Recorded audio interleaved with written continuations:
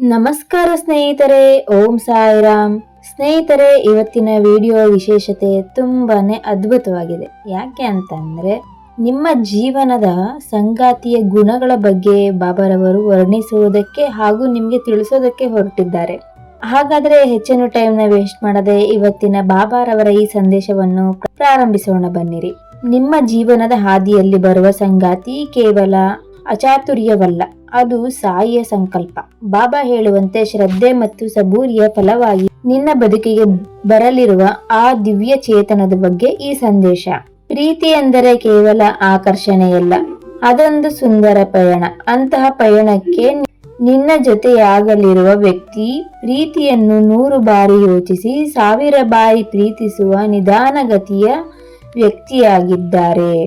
ನಿನ್ನ ಭವಿಷ್ಯದ ಜೀವನದ ಸಂಗಾತಿ ಹೇಗಿರುತ್ತಾರೆ ಗೊತ್ತಾ? ಅವರು ನೋವಿನಿಂದ ಗೆದ್ದು ಬಂದವರು, ಮೌನದಲ್ಲೇ ಧೈರ್ಯ ತುಂಬುವವರು ಮತ್ತು ಸಂಬಂಧವನ್ನು ಆತುರದಿಂದಲ್ಲ ಅರಿವಿನಿಂದ ಕಟ್ಟುವವರಾಗಿದ್ದಾರೆ. ಬಾಬಾ ಹೇಳುತ್ತಾರೆ, ಶ್ರದ್ಧೆ ಮತ್ತು ಸಬೂರಿ ಅಂದರೆ ತಾಳ್ಮೆ ಮತ್ತು ನಂಬಿಕೆ ಇರುವಲ್ಲಿ ಮಾತ್ರ ದೈವಿಕ ಸಂಬಂಧಗಳು ಏರ್ಪಡುತ್ತವೆ. ನಿಮ್ಮ ಬಾಳ ಸಂಗಾತಿಯನ್ನು ಬಾಬಾ ಹೇಗೆ ರೂಪಿಸುತ್ತಿದ್ದಾರೆ ಎಂಬುದನ್ನು ಈಗ ವಿವರಿಸುತ್ತೇನೆ. ಸಂಬಂಧದ ಅಡಿಪಾಯ ತಾಳ್ಮೆಯ ತಪಸ್ಸು. ನಿಮ್ಮ ಸಂಗಾತಿಯು ಪ್ರೀತಿಯನ್ನು ಒಂದು ಆಕರ್ಷಣೆ ಎಂದು ನೋಡುವುದಿಲ್ಲ, ಬದಲಾಗಿ ಒಂದು ಆರಾಧನೆ ಎಂದು ಭಾವಿಸುತ್ತಾರೆ. ಆತುರವಿಲ್ಲದೆ ಪಯಣ. ಇಂದಿನ ಜಗತ್ತಿನಲ್ಲಿ ಎಲ್ಲರೂ ವೇಗವಾಗಿ ಪ್ರೀತಿಸಿ ಅಷ್ಟೇ ವೇಗವಾಗಿ ದೂರವಾಗುತ್ತಾರೆ. ಆದರೆ ನಿಮ್ಮ ಸಂಗಾತಿ ಹಾಗಲ್ಲ. ಅವರು ನಿಮ್ಮನ್ನು ಅರ್ಥ ಮಾಡಿಕೊಳ್ಳಲು ಸಮಯ ತೆಗೆದುಕೊಳ್ಳುತ್ತಾರೆ. ಯಾಕೆಂದರೆ ಅವರಿಗೆ ಬೇಕಿರುವುದು ಒಂದು ಕ್ಷಣದ ಸಂಭ್ರಮವಲ್ಲ, ಜೀವನ ಪೂರ್ತಿ ಜೊತೆಗಿರುವ ಭರವಸೆ. ಸ್ಥಿರತೆಯೇ ಮಂತ್ರ. ಅವರು ಬೋರಿಂಗ್ ಅಥವಾ ಸಾಮಾನ್ಯ ದಿನಗಳಲ್ಲೂ ನಿಮ್ಮ ಜೊತೆಗಿರುತ್ತಾರೆ. ಪ್ರಿಯ ಮಗುವೆ, ನಿನಗೆ ಒಂದು ಚಿಂತೆ ಕಾಡುತ್ತಿದೆ.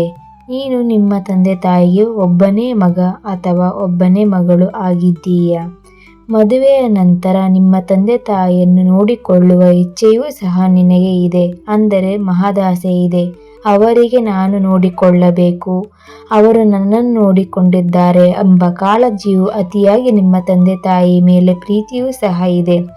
ನಿನ್ನನ್ನು ಅರ್ಥ ಮಾಡಿಕೊಳ್ಳುವಂತಹ, ನಿನ್ನ ಭಾವನೆಗಳನ್ನು ಅರ್ಥ ಮಾಡಿಕೊಂಡು ನಿಮ್ಮ ತಂದೆ ತಾಯಿಯನ್ನು ಸಹಿತ ಅವರ ತಂದೆ ತಾಯಿಯಂತೆ ನೋಡಿಕೊಳ್ಳುವಂತಹ ವಧುವರರು ನಿಮಗೆ ಸಿಗುತ್ತಾರೆ. ಪ್ರೀತಿ ಎಂದರೆ ಕೇವಲ ಹಬ್ಬಗಳಲ್ಲ, ಬದುಕಿನ ಕಷ್ಟದ ಹಾದಿಯಲ್ಲೂ ಒಟ್ಟಾಗಿ ಹೆಜ್ಜೆ ಹಾಕುವುದೇ ನಿಜವಾದ ಪ್ರೀತಿ ಎಂದು ಅವರು ನಂಬಿದ್ದಾರೆ. ವ್ಯಕ್ತಿತ್ವದ ಕಾಂತಿ. ಮೌನವಾದ ಆತ್ಮವಿಶ್ವಾಸ. ಬಾಬಾರವರ ಪ್ರಭಾವಲಯ ಹೇಗೋ ಹಾಗೆಯೇ ನಿಮ್ಮ ಸಂಗಾತಿಯ ಉಪಸ್ಥಿತಿಯೂ ನಿಮಗೆ ನೆಮ್ಮದಿ ನೀಡುತ್ತದೆ. ನೈಜತೆ ಅಂದರೆ ಅವರು ನಟಿಸುವುದಿಲ್ಲ, ತಮಗೆ ತಿಳಿದಿಲ್ಲದ ವಿಷಯವನ್ನು ತಿಳಿದಿದೆ ಎಂದು ಹೇಳುವವರಲ್ಲ. ಈ ಪ್ರಾಮಾಣಿಕತೆಯೇ ಅವರನ್ನು ಇತರರಿಗಿಂತ ಭಿನ್ನವಾಗಿಸುತ್ತದೆ. ನಿಮ್ಮ ಶಕ್ತಿಯ ಗುರುತಿಸುವಿಕೆ. ಹಲವು ಬಾರಿ ನಮಗೆ ನಮ್ಮ ಸ್ವಂತ ಶಕ್ತಿಯ ಮೇಲೆ ಸಂಶಯವಿರುತ್ತದೆ. ಅಂತಹ ಸಮಯದಲ್ಲಿ ನಿನ್ನಿಂದ ಅದು ಸಾಧ್ಯವಾಗುತ್ತದೆ ಎಂದು ಅವರು ನಿಮಗೆ ತಿಳಿಸಿ ಹೇಳುತ್ತಾರೆ ಮತ್ತು ನಿಮ್ಮ ಬೆನ್ನು ತಟ್ಟುವ ಕೈ ಅವರದ್ದಾಗಿರುತ್ತದೆ. ಅವರು ನಿಮ್ಮನ್ನು ನಿಯಂತ್ರಿಸುವುದಿಲ್ಲ, ಅಂದ್ರೆ ಕಂಟ್ರೋಲ್ ಮಾಡುವುದಿಲ್ಲ. ಬದಲಾಗಿ ನಿಮ್ಮ ಬೆಳವಣಿಗೆಗೆ ಪೂರಕವಾಗಿರುತ್ತಾರೆ, ಸಪೋರ್ಟಿವ್ ಆಗಿರುತ್ತಾರೆ ಅಂತಾನೆ ಹೇಳಬಹುದು. ಜೀವನದ ಪಾಠ. ನೋವಿನಿಂದ ಅರಳಿದ ವಿವೇಕ. ಯಾರು ಬೆಂಕಿಯಲ್ಲಿ ಬೆಂದು ಬರುತ್ತಾರೋ ಅವರು ಮಾತ್ರ ಬಂಗಾರವಾಗಬಲ್ಲರು. ನಿಮ್ಮ ಸಂಗಾತಿ ಅಂತಹ ಪರೀಕ್ಷೆಗಳನ್ನು ಎದುರಿಸಿದವರು. ಗಾಯದ ಗುರುತುಗಳು. ಅವರ ಹೃದಯದ ಮೇಲೆ ಹಳೆಯ ನೋವುಗಳು ಗುರುತಿರಬಹುದು, ಆದರೆ ಆ ನೋವು ಅವರನ್ನು ಕಟುವಾಗಿಸಿಲ್ಲ, ಬದಲಾಗಿ ಹೆಚ್ಚು ದಯಾಮಯರನ್ನಾಗಿಸಿದೆ. ಸುಳ್ಳಿಗೆ ಜಾಗವಿಲ್ಲ. ಮೋಸ ಹೋದವರಿಗೆ ಸತ್ಯದ ಬೆಲೆ ಗೊತ್ತು. ಹಾಗಾಗಿ ನಿಮ್ಮ ನಡುವಿನ ಸಂಬಂಧದಲ್ಲಿ ಅವರು ಸದಾ ಪಾರದರ್ಶಕತೆಯನ್ನು ಬಯಸುತ್ತಾರೆ. ನೀವು ಸತ್ಯವಾಗಿರಬೇಕೆಂದು ಬಯಸುತ್ತಾರೆ. ಭಾವನಾತ್ಮಕ ಆಳ.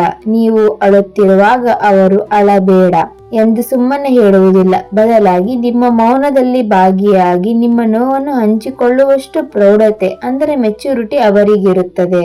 ಈ ಸಂಬಂಧದ ವಿಶೇಷತೆಗಳೇನು? ಸುರಕ್ಷತೆ ಅಂದರೆ ಸೇಫ್ಟಿ. ಅವರ ಜೊತೆಗಿದ್ದಾಗ ನೀವು ಜಗತ್ತಿನ ಯಾವುದೇ ಭಯವಿಲ್ಲದೆ ನೀವು ನೀವಾಗಿಯೇ ಇರಬಹುದಾಗಿದೆ. ಆತ್ಮವಿಶ್ವಾಸ. ಈ ಸಂಬಂಧವು ಕೇವಲ ಸಂಸಾರಕ್ಕಾಗಿ ಅಲ್ಲ, ನಿಮ್ಮ ಆತ್ಮದ ಉದ್ಧಾರಕ್ಕಾಗಿ ಬಾಬಾ ಕಳುಹಿಸುತ್ತಿರುವ ದೈವಿಕ ಉಡುಗೊರೆಯಾಗಿದೆ. ಕರ್ಮದ ಫಲ. ನೀವು ಮಾಡಿದ ಒಳ್ಳೆಯ ಕಾರ್ಯಗಳು ಮತ್ತು ಸಾಯಿಯ ಮೇಲಿನ ನಂಬಿಕೆಯ ಫಲವಾಗಿ ಇಂತಹ ಒಬ್ಬ ಗುಣವಂತ ಸಂಗಾತಿ ಅಥವಾ ಪ್ರೀತಿ ಪಾತ್ರರು ನಿಮ್ಮನ್ನು ಹುಡುಕಿಕೊಂಡು ಬರಲಿದ್ದಾರೆ. ಪ್ರಿಯ ಮಗುವೆ, ನಿಮ್ಮ ಮದುವೆಯು ತಡವಾಗಿರುವುದರಿಂದ ನಿಮಗೆ ಎಂತಹ ವರ ಸಿಗುತ್ತಾನೆ ಎಂದು ಸಂಬಂಧಿಕರು ಕಾತುರದಿಂದ ಕಾದಿದ್ದಾರೆ. ಸಾಕಷ್ಟು ಅವಮಾನಗಳನ್ನು ಮಾಡಿದ್ದಾರೆ. ಸಾಕಷ್ಟು ಚುಚ್ಚು ಮಾತುಗಳಿಂದ ನಿಮ್ಮನ್ನು ನೋಯಿಸಿದ್ದಾರೆ.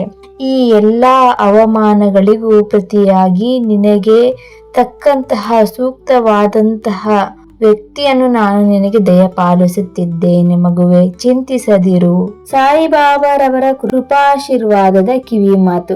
ಮಗುವೆ, ಈ ಸಂದೇಶವನ್ನು ಕೇಳುತ್ತಿರುವಾಗ ನಿನ್ನ ಮನಸ್ಸಿನಲ್ಲಿ ಮೂಡುವ ಆಲೋಚನೆಗಳೇ ಅದಕ್ಕೆ ಸಾಕ್ಷಿ. ಚಿಂತಿಸಬೇಡ. ಯಾವಾಗ ಸಿಗುತ್ತಾರೆ, ಎಲ್ಲಿ ಸಿಗುತ್ತಾರೆ ಎಂಬ ಪ್ರಶ್ನೆ ಬೇಡ. ತಕ್ಕ ಸಮಯದಲ್ಲಿ ಬಾಬಾ ಸ್ವತಃ ದಾರಿ ತೋರಿಸುತ್ತಾರೆ, ನಿಮ್ಮನ್ನು ಕೂಡಿಸುತ್ತಾರೆ, ಅವರು ನಿಮಗೆ ದೊರೆಯುತ್ತಾರೆ. ಸಿದ್ಧನಾಗು ಅಥವಾ ಸಿದ್ಧಳಾಗು.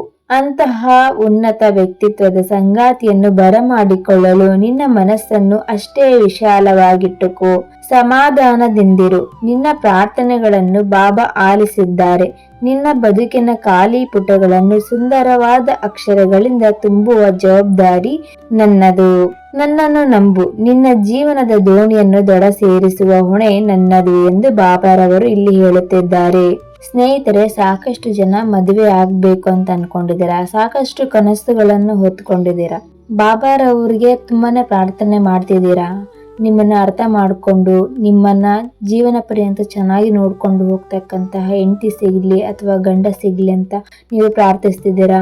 ಮ್ಯೂಚುವಲ್ ಅಂಡರ್ಸ್ಟ್ಯಾಂಡಿಂಗ್ ಇರಲಿ, ಒಳ್ಳೆಯ ಮನೆತನ ಇರೋರು ಸಿಗ್ಲಿ, ಒಳ್ಳೆಯ ವ್ಯಕ್ತಿತ್ವ ಇರೋರು ಸಿಗ್ಲಿ ಅಂತೆಲ್ಲ ಸಾಕಷ್ಟು ನೂರಾರು ತರ ಆಸೆ ಆಕಾಂಕ್ಷೆಗಳನ್ನು ಹೊತ್ತಿದ್ದೀರಾ. ಅದಕ್ಕೆ ಬಾಬಾರವರು ಈ ರೀತಿಯಾಗಿ ಉತ್ತರ ನೀಡಿದ್ದಾರೆ. ನಿಮ್ಮ ಕನಸಿನ ರಾಜಕುಮಾರ ಅಥವಾ ರಾಜಕುಮಾರಿ ನಿಮಗೆ ದೊರೆಯುತ್ತಾರೆ ಅಂತಾನೆ ಇಲ್ಲಿ ಹೇಳ್ತಿದ್ದಾರೆ. ನೀವು ಮೆಡಿಟೇಷನ್ನ ಮಾಡಿ. ಮೆಡಿಟೇಷನ್ನಲ್ಲಿ ನಿಮ್ಮ ಪ್ರೀತಿ ಪಾತ್ರರು ಹೇಗಿರಬೇಕು ಅನ್ನೋದನ್ನ ಇಮ್ಯಾಜಿನೇಷನ್ ಮಾಡ್ಕೊಳ್ಳಿ, ಕಲ್ಪನೆ ಮಾಡಿಕೊಂಡ್ರೆ ಅದೇ ರೀತಿಯ ಇರ್ತಕ್ಕಂಥ ವ್ಯಕ್ತಿ ನಿಮ್ಮ ಜೀವನದಲ್ಲಿ ಬರ್ತಾರೆ.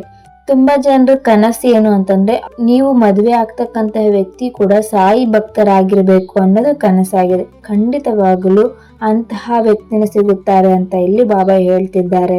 ಮದುವೆಯಾದ ನಂತರ ಶಿರಡಿಗೆ ಮೊದಲನೇದಾಗಿ ಹೋಗಬೇಕು ಅನ್ನೋ ಆಸೆನೂ ಹೊತ್ತಿದ್ದೀರಾ, ಕನಸನ್ನ ಕಾಣ್ತಿದ್ದೀರಾ. ಬಾಬಾರವರನ್ನ ಸಾಕಷ್ಟು ಜನ ನೋಡೇ ಇಲ್ಲ. ಹಾಗಾಗಿ ನನ್ನನ್ನ ಮದುವೆ ಆಗ್ತಕ್ಕಂತಹ ವ್ಯಕ್ತಿ ಜೊತೆ ನಾವು ಶಿರಡಿಗೆ ಹೋಗ್ಬೇಕು, ಬಾಬಾರವರ ಮೊದಲ ದರ್ಶನ ಮಾಡ್ಬೇಕು, ಅದ್ಭುತವಾಗಿರ್ಬೇಕು ಆ ದರ್ಶನ.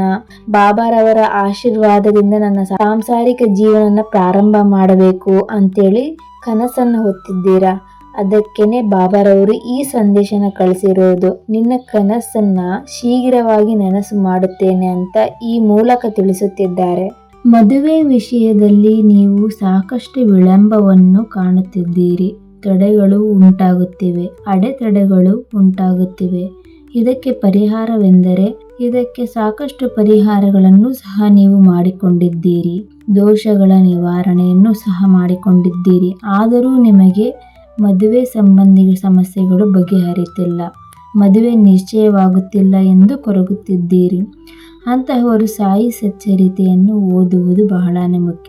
ಸಾಯಿ ಸಚ್ಚರಿತೆಯಲ್ಲಿ 21 ಮತ್ತು 32ನೇ ಅಧ್ಯಾಯವನ್ನು ನೀವು ಓದುವುದರಿಂದ ನಿಮ್ಮ ಮದುವೆ ಸಂಬಂಧಿ ಸಮಸ್ಯೆಗಳು ಬಗೆಹರಿಯುತ್ತದೆ. ಖಂಡಿತವಾಗಿಯೂ ನಿಮ್ಮ ಮದುವೆ ನಿಶ್ಚಯವಾಗುತ್ತದೆ ಎಂದು ಬಾಬಾರವರು ತಿಳಿಸುತ್ತಿದ್ದಾರೆ.